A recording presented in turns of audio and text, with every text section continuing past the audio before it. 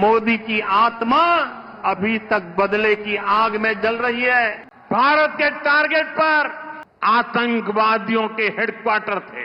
सैकड़ों किलोमीटर अंदर जाकर के अगल बगल में किसी का भी नुकसान हुए बिना सीधी चोट करके आ गए। भारतीय सेना ने 6 मई की रात न तो किसी पाकिस्तानी शहरी और न ही किसी फौजी अड्डे पर हमला किया था। आज बात हो रही है उस आग की जो मोदी के सीने में दहक रही है।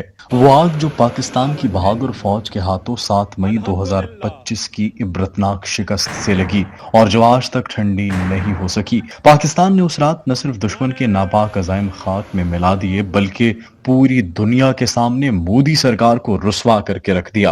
अब मोदी जी बार बार धमकियां दे रहे हैं कि वो बदला लेंगे, लेकिन सवाल ये है किससे बदला लेंगे और कैसे। मोदी की आत्मा अभी तक बदले की आग में जल रही है। तुमने हमारे सैनिकों पर हमला करके भारत को जो चोट पहुंचाई है, मोदी इसका बदला लिए बगैर अब रुकने वाला नहीं।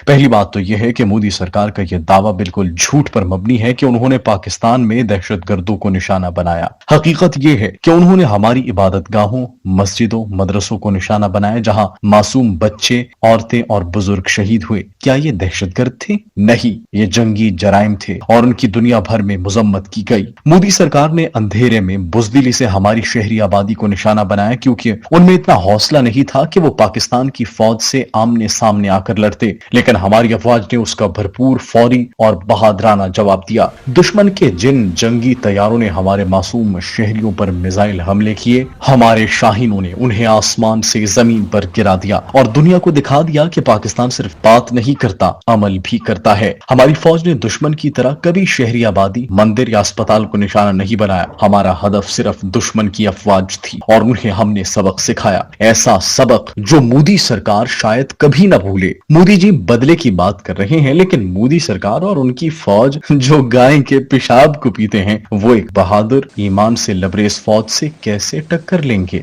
बुज़दिल कभी भी दलेर से बदला नहीं ले सकता। हम साफ कहते हैं, अगर तुमने दोबारा किसी जारहियत की कोशिश की तो ये याद रखना, जिस पाक फौज ने तुम्हें पहले जिल्लत दी वो तुम्हारे जख्मों को और गहरा करेगी। न सिर्फ जंगी महाज पर बल्कि तुम्हारी इंतहा पसंद सोच को भी शिकस्त देगी। आखिर में इंडियन अवाम से सवाल है, क्या आप अपने मुल्क को मोदी सरकार की इंतकामी और जनूनी जहनियत के हवाले करना चाहते हैं? क्या आरएसएस और हिंदुत्व का एजेंडा भारत के अवाम के लिए खतरा नहीं? याद रखो, अमन की बुनियाद इंसाफ है और पाकिस्तान एक पुरअमन मुल्क है, मगर अगर किसी ने हमारी जमीन, अवाम या वकार की तरफ मैली आंख से देखा तो हम खामोश नहीं बैठेंगे। जवाब आएगा और ऐसा आएगा कि तारीख याद रखेगी।